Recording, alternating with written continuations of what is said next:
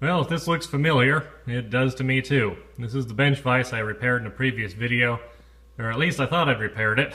Yeah, it held on for a while, but in the end it cracked right next to the weld, of course, because it's cast iron. And yeah, maybe I could like braze it up like a previous repair on this thing that's held so far. But it just seems like cast iron's a lousy material for a vise, you know, because right here it's got all kinds of force on it. It's got this trying to tweak back, it's got it trying to tweak sideways if you don't have this thing clamped in it perfectly centered. And of course when I broke this I had something in it like that and I was bending on it. So yeah, that's I'm not gonna fix that part again. But I'm not ready to give up on the vise. The lead screw's still good. And the base is still good. It just seems like a damn shame. Also, as you might have noticed, I'm kind of stubborn when it comes to this sort of thing. So, I have come up with something that I think is going to work a whole lot better. Because if cast iron doesn't work, surely regular old mild steel will work better. So yeah, this is just plate. The end's going to get ground down. I was just kind of cleaning up some chunkiness on it there. So yeah, this is just mild steel. I just had some scraps and chunks and did a little trimming and welded it up in the approximate same shape as the old busted one. This slot here gets it around the tonsils. There's a nut for the lead screw. And fits in there nice and snug. So yeah, here's old versus new. You can see I made it a little longer. Never liked how the lead screw stuck out just enough to get stuff in it. Also, this should be a little less prone to fall off of my foot if I back it out too far. So yeah, I'll probably need to drill a piece out here to fit that collar. I didn't really think about that. And then fit a good thick plate on the front for this to go through. I also noticed looking at this that it's got a little eyebrow sort of deal on it here, which I assume is just to prevent whatever crap comes out of whatever you're grinding or filing or whatever from going straight into the grease in between the lead screw and the body of the thing, so I will be replicating that. Okay, well, good news and bad news. Good news, this obviously fits fine. It's also helpful that the nut attached to this has a little bit of looseness to it. It's not that it's loose on the threads, it's loose where it attaches at the base, which means that where I drill the hole is not going to be super critical. That's good. Bad news that this nut is not going to fit in there. So I need to cut all that out. Cut out some side panels here so I can get that slipped in and get all that working.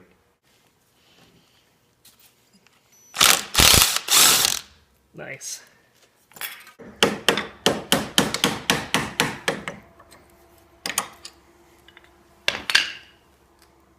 There we go. So I started looking around in my scrap bin, and I've got this control arm from an 03 Escape. And I think this has legs. Alright, here's the chunk of Ford control arm all notched out. To take this, which is a piece of bar stock that I narrowed down until the jaw fit into it. This isn't welded on. I'm going to drill that, tap it, and fasten it properly. Got a couple of the thinner pieces I made the bottom piece of the slider out of, just as wings on that, just so I got something to weld to.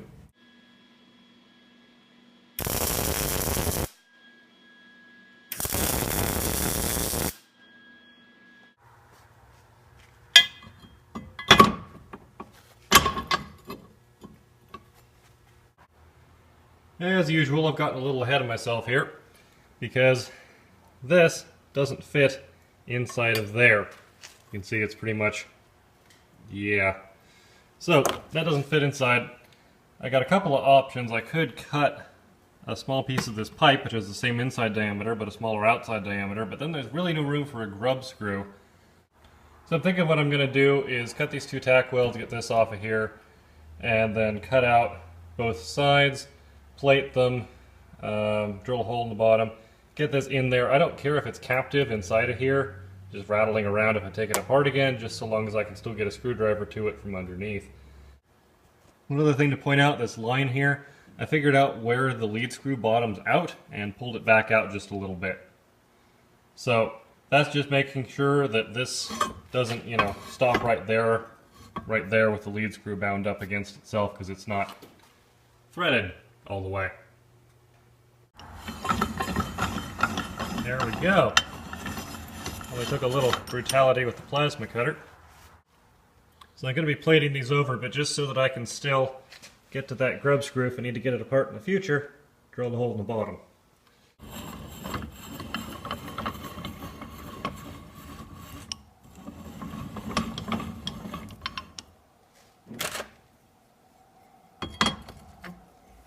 Yeah, of course now this doesn't fit. Well, that was fun to get all lined up. What I ended up doing, well, first off, this part didn't want to sit quite straight, so I had to do some grinding on that to get it to sit right. And then this whole section that I made here, I just tacked that on, so I popped it off, or, well, it popped off while I was trying to straighten this. Closed up the jaws with the two jaws together, and then just tacked it in 4 places, so it can't help but be aligned properly.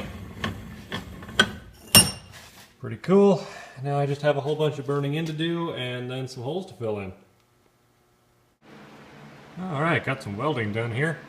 Went ahead and put a random piece of scrap plate I had inside of it. Cut up another piece of scrap plate to cover most of that hole. I'll use another piece for the rest of it.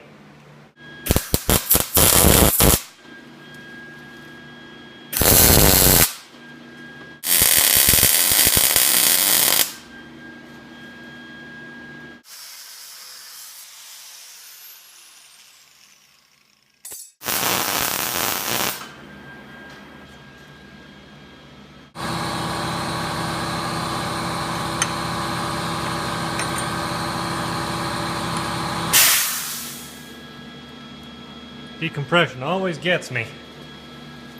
Ugh. I'll put a muffler on that thing.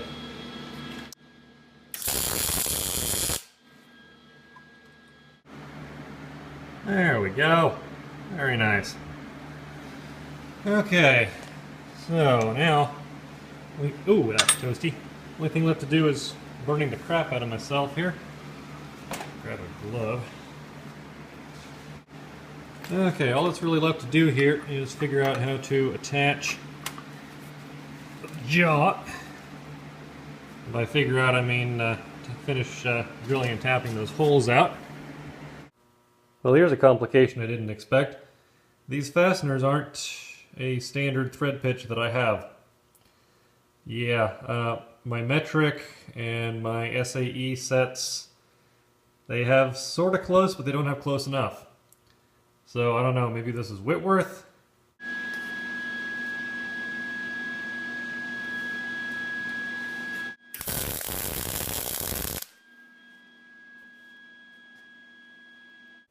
Okay, well there's that all together, with the exception of the final fit up on the jaw there. And yeah, I was a little nervous.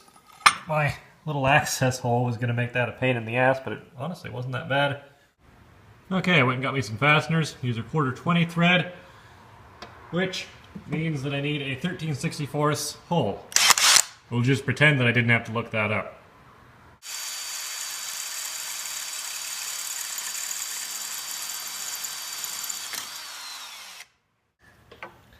Now it's time for our game show. Will I break the tap?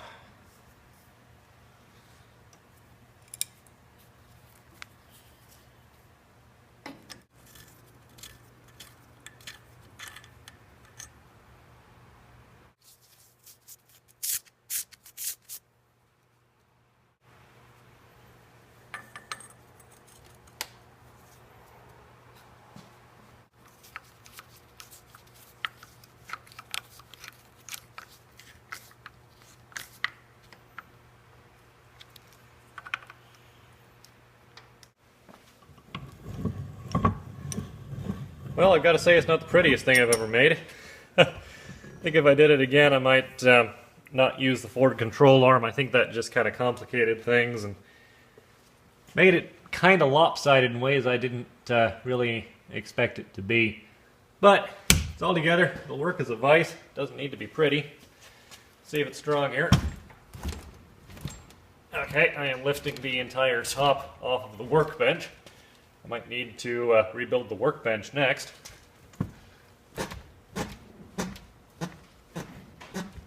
Again, moving the whole workbench. Sweet. Yeah, I think this is the real ugly part right here, where I got all these welds stacked on top of each other. I think I can do a little something about that. Yeah, it's getting better already. I'm pretty happy with how this turned out for the most part. There are definitely some things I'd do differently if I was going to do it again. You can see I lost some width in here, which can be helpful clamping certain things. Might have been good to build that out a bit, maybe scoot this way, but I'm not taking it apart now, so yeah, it should be good. Should do what I need it to do. And hopefully I don't have another chance to rebuild this thing. Hopefully I don't need to rebuild this thing again, I should say. But yeah, that was a thing, and it's back in business.